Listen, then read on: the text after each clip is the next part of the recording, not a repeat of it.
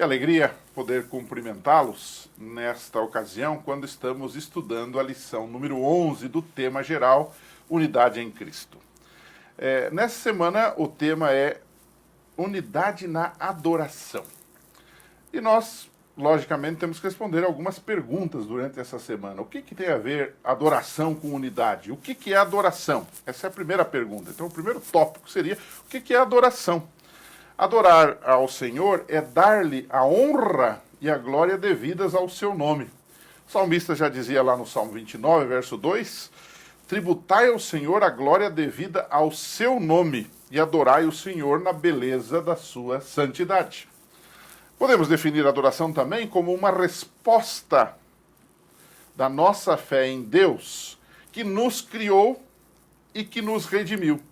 Se você for a Apocalipse, capítulo 5, capítulo 14, você vai perceber muito claramente essa questão de que a adoração é esta resposta de Deus Criador e Deus Redentor.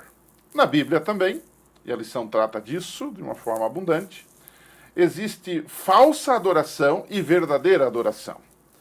Desde Caim e Abel, até o tempo dos 3 hebreus lá na fornalha ardente de Nabucodonosor, em Daniel, até a marca da besta agora, que é um poder político-religioso contrário e perseguidor do povo de Deus, que promove uma falsa adoração baseada em conceitos não bíblicos, não revelados, contra a lei de Deus, contra os mandamentos de Deus, há uma falsa adoração. Mas há também a verdadeira.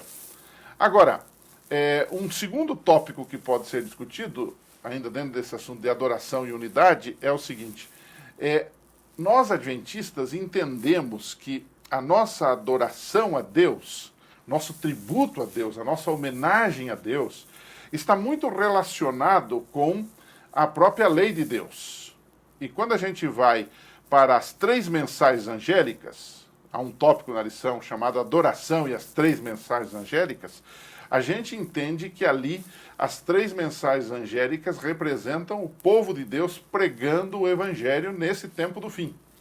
E a certa altura, o anjo convida o povo a se voltar a Deus e adorar aquele que fez o céu, a terra, o mar e as fontes das águas. E aqui há um detalhe que nós normalmente falamos, mas discutimos, às vezes, superficialmente essa questão.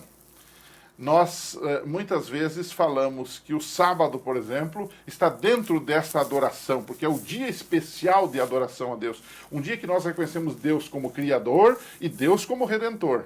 Então é uma marca para nós. Guardar o sábado não é apenas parar de trabalhar. É muito mais do que isto. Atrás do assunto do sábado está toda uma teologia, está toda uma ideologia no sentido cristão. Então, de maneira que nós temos que entender que o sábado, por exemplo, está nas 3 mensagens angélicas, embora você não tenha ali a palavra sábado. Mas essa expressão, adorai aquele que fez o céu, a terra, o mar e as fontes das águas, do que ela lhe lembra? Aliás, o Apocalipse, ele trabalha não fazendo citações diretas do Velho Testamento, mas é o estilo do Apocalipse fazer alusões. Em outras palavras, você está lendo o Apocalipse e você pensa assim: isto me remete, isso me faz lembrar de alguma coisa que eu li lá no Velho Testamento. E quando você lê Apocalipse 14, 6 a 12, as 3 mensagens angélicas, você percebe que essas expressões, elas estão aonde? Elas estão ou no livro de Gênesis, mas mais precisamente neste caso aqui, em Êxodo 20, de 8 a 11, que está ali exatamente o 4º mandamento, que é o mandamento do sábado. Então, adoração, guarda da lei de Deus, observância do sábado, são coisas entrelaçadas, misteriosamente entrelaçadas no Novo Testamento, especialmente no livro do Apocalipse. Por isso que o texto diz: temam a Deus e glorifiquem, pois é chegada a hora do seu juízo, diz o Apocalipse 14, 7. E adorem aquele que fez o céu, a terra, o mar e as fontes das águas. E aí eu terminaria, num terceiro e último bloco, como é que a adoração afeta a unidade da igreja? Bom, se existe adoração verdadeira e adoração falsa, na verdadeira adoração, ela surge, essa verdadeira adoração, ela tem que surgir da compreensão das Escrituras, da verdade. Então, adoração, verdade, gera unidade. Então, A Bíblia diz lá no livro de Atos que os primeiros cristãos perseveravam na doutrina dos apóstolos, a verdadeira, e na comunhão. Então, quando eles estavam adorando a Deus, eles também faziam isto baseados não numa doutrina falsa, mas numa doutrina verdadeira. Você percebeu? Há uma ligação entre adorar a Deus de forma correta, com doutrina correta, com ensino correto, com observância correta das coisas de Deus. Segundo ponto, a adoração tem a ver com um povo unido em virtude das verdades que este povo tem para proclamar. Ele não só conhece a verdade, conhece como se faz, como se adora a Deus verdadeiramente, mas ele também proclama isto para o mundo, essa verdade contida na palavra de Deus. Então, e finalmente um terceiro tópico, pode-se dizer que a verdadeira adoração nos faz viver em comunidade.